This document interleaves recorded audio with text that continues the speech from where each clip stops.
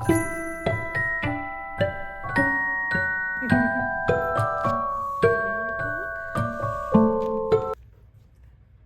helped design that cover. I'm very proud of it. Oh, really? Yeah, so when you go to submit cover art, they ask Mm-hmm. you, like, do you have anything in mind? Yeah. And I said, yes, I want an old school TV Yeah. showing the American flag, because in Poltergeist, Mm-hmm. and people who are old will remember, Yep. the TV used to go off, play Yep. the Star Spangled Banner, and then you saw that, and that was it. So I wanted that. Mm-hmm. I wanted old school VHS tapes on the top that have the titles of horror films that are mentioned in the book. Mm-hmm. And exactly the way I framed it was, and I want a Scooby-Doo like monster shadow Mm-hmm. Yep. coming out behind. So the That's so graphic cool. artist made it happen, but Yeah. the book, literally from cover to inception, all came out of my head. So That is so cool, and I see what you mean. Like each significant. I love like the VHS little detail with the names. But we could. I'll just have it sitting up here. Hopefully, it don't impede and block you. That's the only annoying thing about filming myself. You can't really tell. that's okay. But Dr. Karra Shimabukuro. Mm-hmm. Yep. And you're affectionately known as Dr. K with the Yep. students. Okay, so I'll start with that, your full name, and then just do the nickname. Sure. Okay. So hello, Vikings. This is Nia Kearney, and today, I'm interviewing Dr. Karra Shimabukuro, affectionately known as Dr. K to her students, and today we're going to be discussing the horror that haunts us, nostalgia, revisionism, and trauma in contemporary American horror film and television. Dr. K, she contributed to the books, she did the cover art, and did the editing for it. And we have a few questions we're going to talk to her about today. So first off, what inspired you to edit this book? So Twitter is still a very big deal for academic scholars and for teachers. And I saw a call for papers called a CFP for folks, where if you have an idea for a conference or a book or anything like that, you can put it out and then see what responses you get. And I saw one that was about nostalgia. And I'm a writer's notebook person, and so I immediately wrote a page in my writer's notebook about why do we feel nostalgia for horror films. Because if you look at them in black and white, right, it's the exploitation of women, it's gory, it's horrible, it's like the worst parts of like stalker men, and right, it's like all the worst parts of anything you put in, and yet we feel this nostalgia for these films. And so I have a friend of mine, Wickham Clayton, who had edited collections I had contributed chapters to before. And so I emailed him. I said, hey, Wickham, how would you feel about us putting together a collection that looked at this? I said, I've never edited a collection before. You've done a couple. I've written for you. And he said, yeah, that'd be great. And so we sort of called it my collection with training wheels, right? He was very helpful with lots of stuff. We got chapters and decided what was going to be in it. And then edited collections normally don't have an introduction or conclusion, but I thought it was really important, given all the historical and cultural context that we were covering, that we frame that. So I wrote the intro and he wrote the conclusion, and so we very much had an even division of labor, but he was happy to let me take the lead as a way to learn about it. So that's where the idea for the book came from. Oh, wow. So it's pretty much your first time doing a full collection. Yes, I had contributed chapters 3 or 4 times before, but all the heavy lifting of coming up with the title and describing to the graphic artist what we wanted the cover to look like, and what order the chapters go in, and how we chunked them and all that stuff, and the editing. Oh my gosh, the editing. Like, you have to read all the chapters, and you have to not only provide feedback on the individual chapter, but you have to think about what your vision for the collection is and make sure they fit and make suggestions. It's like, oh, so-and-so's chapter is doing this, so why don't you have to pull it all together. And so it's a lot of work. You have to do the index, which is painstaking work. Most people hire someone for very good reasons. So it was fun to do it start to finish in a way that I hadn't been able to do before, just as a contributor. Oh, wow. So what can readers expect from reading the collection? Lots of horror. Most of the horror that we talk about are probably films or series that people are familiar with. Stranger Things, Poltergeist, Friday the 13th. I talk about The Final Girl and a variety of films.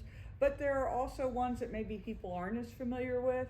And so you get sort of a blend of everything. And so hopefully it will, for people who are horror fans, gives them sort of an additional insight. Horror geeks are great for going to IMDb for the trivia and stuff. So I always think of scholarly books as like the next level for that. But it's also a great way if you like a topic and you've never seen the movie before to check it out sort of with this lens in your head. So I think that can be fun. Okay, so it's like almost like an intro to media literacy and very much analyzing media. Yep. Okay. So what is your favorite horror movie and why? Nightmare on Elm Street, 1984, the original. Yeah. And it's Wickham has heard the story, and I tell it to anybody who will listen.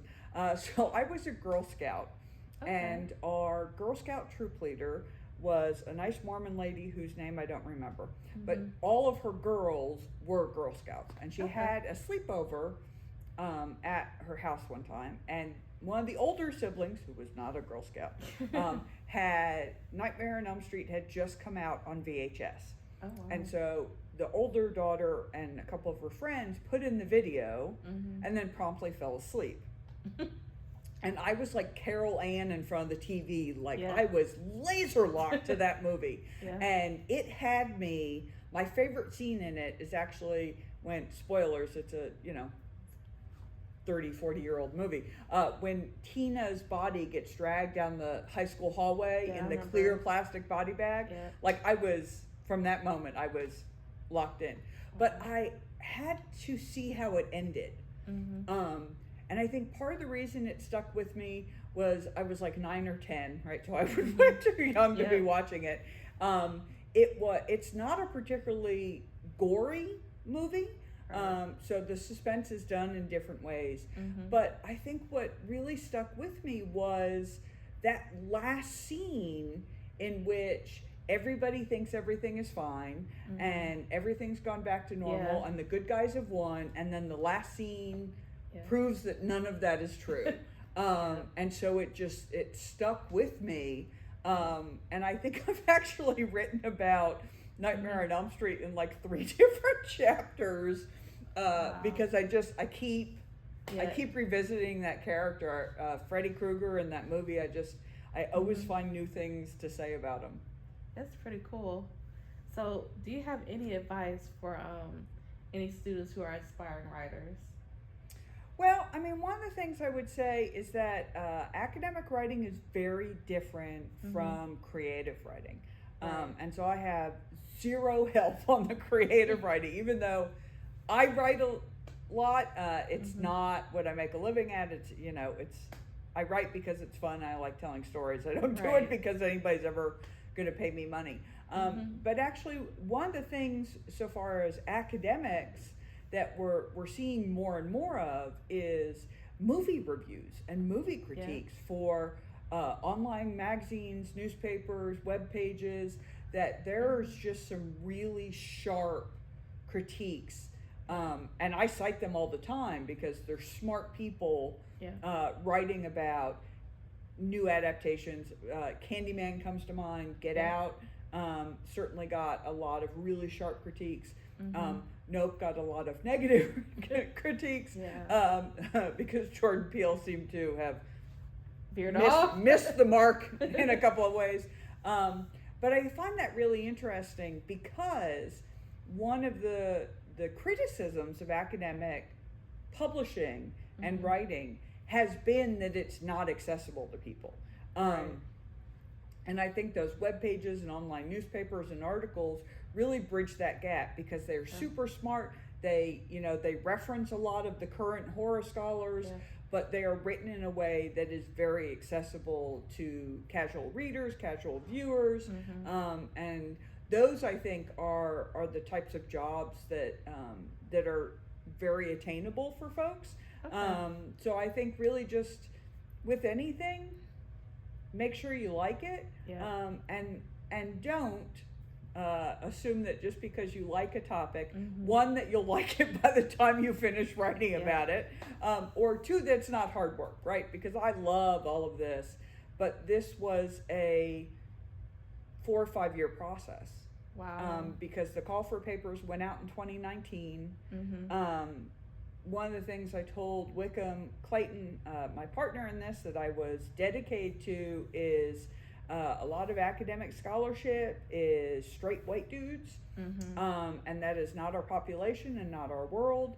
So we made a concerted effort to make sure that our authors were representative percentage-wise of women and men, breaking that down, but also we have women of color, other people of color, specifically Black women. We have queer writers, right? That we wanted to make sure that all the voices were covered, and that took putting the call out a couple of times when we didn't get what we wanted, and then it's the drafts. Then you have to write your own stuff. Then so it's a long process. So even if you love something, it can be hard, and there are days where you want to throw everything on the floor and then cry. I think we have a myth that just because you love something that you're not going to have to work hard at it, and I think probably the opposite's true. I think when you love something, you keep going with the hard work, but it can still be a lot of hard work. Wow, that was pretty interesting. So thank you for your time, Dr. K. Thank you. And thank you all for watching us. Please, you can check out this video and many more on our YouTube page. Please subscribe. And that's it. Make sure you check out the book from the library. Yes, and check out the book from the library. So let me see.